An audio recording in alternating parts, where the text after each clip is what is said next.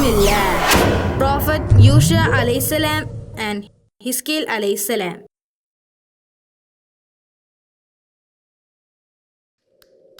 യൂഷ അലൈഹിസ്സലാം മൂസ നബി അലൈഹിസ്സലാമിന്റെ അനുയായികളിൽ ഒരാളായിരുന്നു. മൂസ നബിയിൽ നിന്നും അദ്ദേഹം ധാരാളം കാര്യങ്ങൾ മനസ്സിലാക്കിയിരുന്നു. ഇസ്രായേലിയർ അവർ ചെയ്ത പാപങ്ങൾ കാരണം 40 വർഷത്തോളം മരുഭൂമിയിലൂടെ അലഞ്ഞു തിരിഞ്ഞ് നടക്കേണ്ടി വന്നു. അങ്ങനെ 40 വർഷത്തെ നീണ്ട യാത്രയ്ക്ക് ശേഷം അവർ അവരുടെ വാഗ്ദത്ത ഭൂമിയിലെത്തി. മൂസ നബി അലൈഹിസ്സലാം അവിടെ എത്തുന്നതിന് തൊട്ടു മുൻപായി വഫാത്തായി. അദ്ദേഹത്തിന് അവിടെ എത്താനായില്ലെങ്കിലും അദ്ദേഹത്തിന്റെ വാഗ്ദത്ത ഭൂമി കാണാൻ സാധിച്ചിരുന്നു. അതിനുശേഷം യൂഷ നബി അലൈഹിസ്സലാം അവരുടെ സംഘത്തെ നയിക്കുകയും യാത്ര തുടരുകയും ചെയ്തു. അങ്ങനെ അവർ അവസാനം ജോർദാൻ നദിയുടെ തീരത്തെത്തി. യൂഷ നബി അലൈഹിസ്സലാമിന്റെ നേതൃത്വത്തിൽ അവർ നദി മുറിച്ചു കടന്ന് ജെറീക്കോ നഗരത്തിലെത്തി. ആ പട്ടണത്തിലെ ആളുകൾ വലിയവരും ശക്തരുമായിരുന്നു. അവർ വിഗ്രഹങ്ങളെ ആരാധിച്ചിരുന്നു. അവരുടെ നേതാക്കന്മാർ എല്ലാവരും വളരെ ദുഷ്ടന്മാരായിരുന്നു. അവർ മുതിർന്നവരെ ബഹുമാനിച്ചിരുന്നില്ല. അവർ ആളുകളെ ഉപദ്രവിക്കുകയും ചതിക്കുകയും ചെയ്തിരുന്നു. അവർ പരസ്പരം സാധനങ്ങൾ മോഷ്ടിച്ചിരുന്നു. അവരുടെ നേതാക്കന്മാരും മോശക്കാരല്ലായിരുന്നു. അവിടുത്തെ പാവപ്പെട്ട ജനങ്ങൾ വളരെ നിസ്സഹായാവസ്ഥയിലായിരുന്നു നഗരത്തിൽ കഴിഞ്ഞിരുന്നത്. യൂഷ നബി അലൈഹിസ്സലാമും സംഘവും നഗരത്തിന് പുറത്ത് തമ്പടിച്ചു. ആ നഗരത്തെ പിടിച്ചടക്കാനും നിയന്ത്രിക്കുവാനും അല്ലാഹു സുബ്ഹാനഹു തആല പ്രവാചകനോട് ആവശ്യപ്പെട്ടു. പ്രവാചകൻ തന്റെ ജനത്തിൽ നിന്ന് യുവാക്കളെ തിരഞ്ഞെടുത്ത് ജെറീക്കോ നഗരം ആക്രമിക്കാൻ പദ്ധതിയിട്ടു. അതൊരു വെള്ളിയാഴ്ചയായിരുന്നു. അദ്ദേഹം തന്റെ ജനങ്ങളെ യുദ്ധത്തിനായി സജ്ജമാക്കി. അവർ നഗരത്തിലേക്ക് നീങ്ങി. തങ്ങളുടെ നേരെ വരുന്ന ആളുകളെ കണ്ട് ജെറീക്കോയിലെ നേതാക്കന്മാർ അവരുടെ സൈന്യത്തെയും സജ്ജമാക്കി. ഒരു വലിയ യുദ്ധം തുടങ്ങി. ജെറീക്കോയിലെ ജനങ്ങൾ എണ്ണത്തിൽ കൂടുതലും വളരെ ശക്തരുമായിരുന്നു. എന്നിട്ടും അവരുടെ പ്രവാചകനും സംഘവും ധൈര്യത്തോടെ പോരാടി. അവർ ഒട്ടും പ്രതീക്ഷ നഷ്ടപ്പെടാതെ ആ വലിയ സൈന്യത്തോട് പോരാടിക്കൊണ്ടേയിരുന്നു. രാവിലെ തുടങ്ങിയ യുദ്ധം സൂര്യൻ അസ്തമിക്കാനായിട്ടും അവസാനിച്ചില്ല. സൂര്യൻ അസ്തമിക്കാറായപ്പോൾ പ്രവാചകന് ഉത്കണ്ഠയായി. കാരണം അടുത്ത ദിവസം ശനിയാഴ്ചയാണ്. അത് അവർക്ക് വിശുദ്ധ ദിനമായിരുന്നു. ആ ദിവസം അവർ യുദ്ധം ചെയ്യില്ല. അതുകൊണ്ട് അള്ളാഹുവിനോട് പ്രവാചകൻ പ്രാർത്ഥിച്ചു, "ഓ അള്ളാഹ്, സൂര്യൻ അസ്തമിക്കുന്നതിന് നീ തടയുക" എന്ന് അള്ളാഹുവിനോട് പ്രാർത്ഥിച്ചു. അത് ഒരു അത്ഭുതമായിരുന്നു. സൂര്യൻ മണിക്കൂറുകളോളം അസ്തമിച്ചില്ല. സൂര്യൻ അതുപോലെ തന്നെ ആകാശത്ത് നിന്നു. ഇത് കണ്ട ജെറീക്കോ സൈന്യം അമ്പരന്നു. ഇത്ര സമയം അവരുമായി യുദ്ധം ചെയ്ത ആളുകളെ ദൈവം സഹായിച്ചിരിക്കുന്നു എന്നവർക്ക് മനസ്സിലായി. പ്രവാചകനും സൈന്യവും ശക്തമായി പോരാടുകയും ഒടുവിൽ യുദ്ധത്തിൽ അവർ വിജയിക്കുകയും ചെയ്തു. അതിനുശേഷം ജെറീക്കോ നഗരത്തിന്റെ നിയന്ത്രണം പ്രവാചകൻ ഏറ്റെടുത്തു.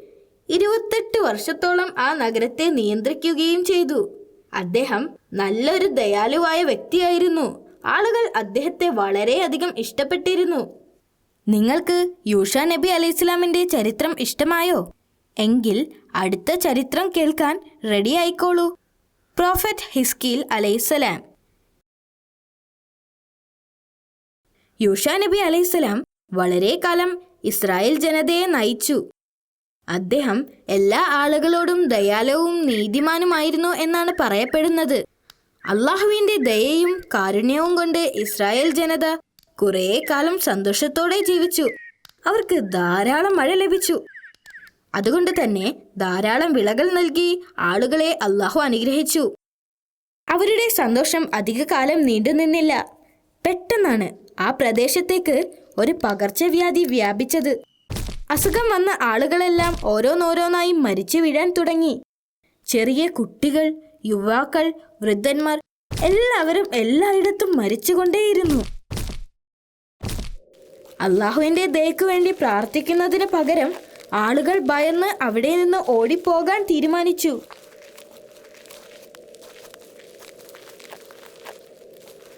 രോഗം വന്ന ആളുകൾ ഒഴിച്ച് ബാക്കി എല്ലാവരും അവിടം ഉപേക്ഷിച്ചു പോയി.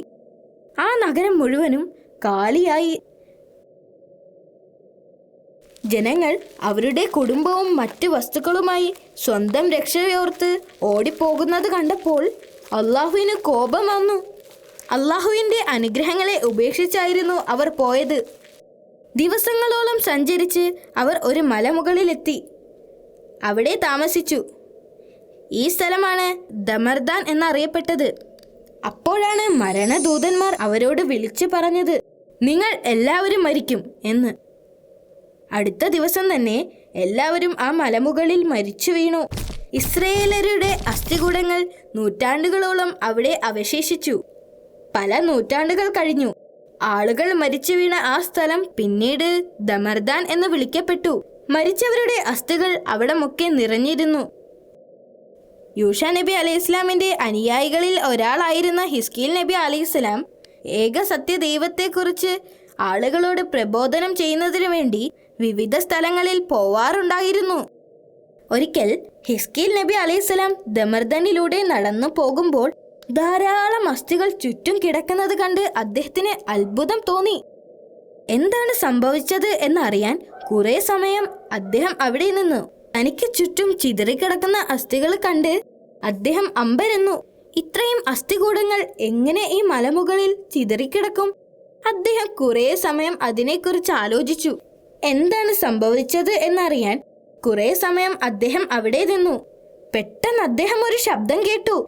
ഞാൻ അവരെ തിരിച്ച് ജീവിതത്തിലേക്ക് കൊണ്ടുവരുന്നത് എങ്ങനെയാണെന്ന് നിനക്ക് കാണാൻ ആഗ്രഹമുണ്ടോ? അള്ളാഹുവിന്റെ ശബ്ദം പ്രവാചകൻ തിരിച്ചറിഞ്ഞു. അതെ, പ്രവാചകൻ മറുപടി പറഞ്ഞു. അള്ളാഹുവിന്റെ ശക്തിയിൽ അദ്ദേഹം ആശ്ചര്യപ്പെട്ടിരുന്നു.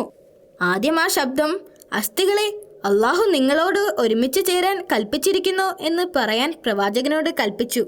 ആ ശബ്ദത്തിന്റെ ആജ്ഞയനുസരിച്ച് പ്രവാചകൻ ഇങ്ങനെ പറഞ്ഞപ്പോൾ ചുറ്റിലുമുണ്ടായിരുന്ന അസ്ഥികൾ അന്തരീക്ഷത്തിലൂടെ പറന്നു വന്ന് അസ്ഥികൾ കൂടിച്ചേർന്ന് ഒരു അസ്ഥികൂടമായി മാറി. ഒരു വലിയ ജനക്കൂട്ടത്തിന്റെ അസ്ഥികൂടങ്ങളായി മാറി. പ്രവാചകന് തന്റെ കണ്ണുകളെ വിശ്വസിക്കാൻ കഴിഞ്ഞില്ല. പിന്നീട് ആ ശബ്ദം അദ്ദേഹത്തോട് ഇങ്ങനെ പറയാൻ കൽപ്പിച്ചു. അസ്ഥികളെ, ഇത് നിങ്ങൾക്ക് വേണ്ടി അള്ളാഹുവിന്റെ കൽപ്പനയാണ്. നിങ്ങൾ മരിക്കുമ്പോഴുണ്ടായിരുന്ന മാംസവും വസ്ത്രവും ധരിക്കുക. പ്രവാചകൻ ഇങ്ങനെ പറഞ്ഞപ്പോൾ പെട്ടെന്ന് അസ്ഥികൂടങ്ങളിൽ മാംസവും രക്തവും ഉണ്ടാവുകയും വസ്ത്രങ്ങൾ കൊണ്ട് മറയ്ക്കുകയും ചെയ്തു. പിന്നീട് ആ ശബ്ദം പ്രവാചകനോട് വീണ്ടും പറയാൻ ആവശ്യപ്പെട്ടു. നിങ്ങൾ എല്ലാവരും അള്ളാഹുവിന്റെ കൽപ്പന പ്രകാരം എഴുന്നേറ്റ് നിൽക്കുക. എന്തൊരു അത്ഭുതം! പ്രവാചകൻ അങ്ങനെ പറഞ്ഞപ്പോൾ അവരെല്ലാം അവരുടെ ജീവിതത്തിലേക്ക് തിരിച്ചു വന്നു. ഏതാനും നിമിഷം മുമ്പ് വരെ മരിച്ചു കിടന്നവർ തന്റെ മുമ്പിൽ ജീവനോടെ നിൽക്കുന്നു. പ്രവാചകന് തന്റെ കണ്ണുകളെ വിശ്വസിക്കാൻ കഴിഞ്ഞില്ല. ആ ദിവസം പ്രവാചകൻ വളരെ പ്രധാനപ്പെട്ട ഒരു കാര്യം മനസ്സിലാക്കി.